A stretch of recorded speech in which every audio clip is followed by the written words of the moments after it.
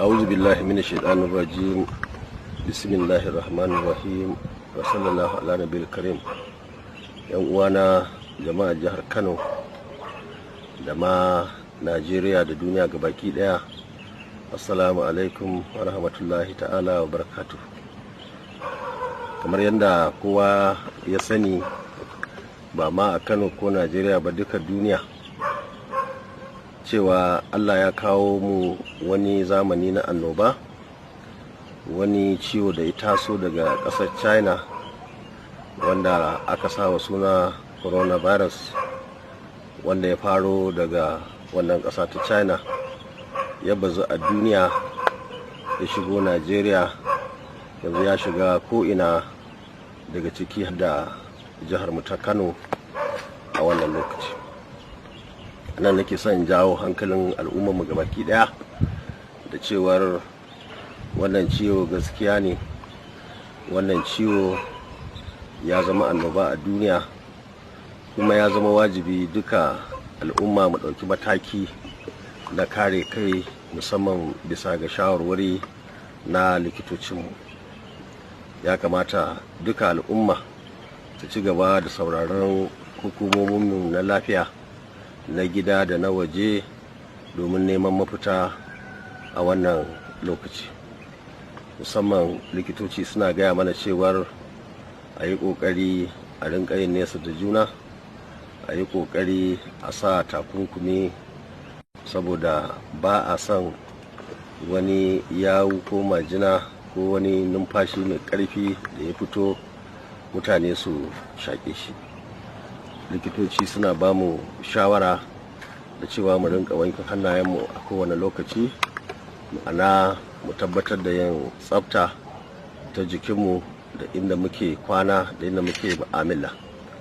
Kuma wannan tsare-tsare da hukumomi suka kawo na yin nesa da juna, musamman a gurare na taruwa, yana da matukar muhimmanci mutanenmu su tabbatar da sun bi tsare-tsare na yadda yake mutane ba za su kamu da wannan ciwo. Musamman ciwo ne wanda har yanzu ba a samu kwakwaran maganinsa ba, amma na tabbata nan da wani lokaci, in Allah ya yarda, a wannan ƙasa ko ƙasashen duniya za a samu magunguna na wannan cuta. Saboda haka muna kira ga dukkanin al'umma su lura sosai. Muna kuma kira ga hukumomi, musamman wanda gwamnatoci na ƙasa, na jiha da ƙananan hukumomi suka kafa, da su tsaya su yi abubuwan da ya dace. Muna godiya kwarai da gaske ga dukkanin likitocinmu da sauran ma'aikata na asibitoci waɗanda suka tsaya ba dare ba rana, suka sadaukar da rayuwarsu domin ceto rayuwar al'umma. Muna kira ga hukumomi da su ɗauki mataki na taimakawa al'umma, musamman na abin da yake ya shafi abinci, ruwan sha, wutar lantarki, tsaro da sauran abubuwa wanda suke za su taimaka mutane wanda suka bi umarni na hukumomi da na kuma jami'ai wanda suke sun shafi harkar lafiya. Muna kira ga dukkanin ƙasashe na duniya wanda suke da dama da su taimakawa wannan ƙasa da ɓangarori da yawa, musamman na kayan aiki. Muna fatan za su yi wannan a cikin lokacin da ya dace.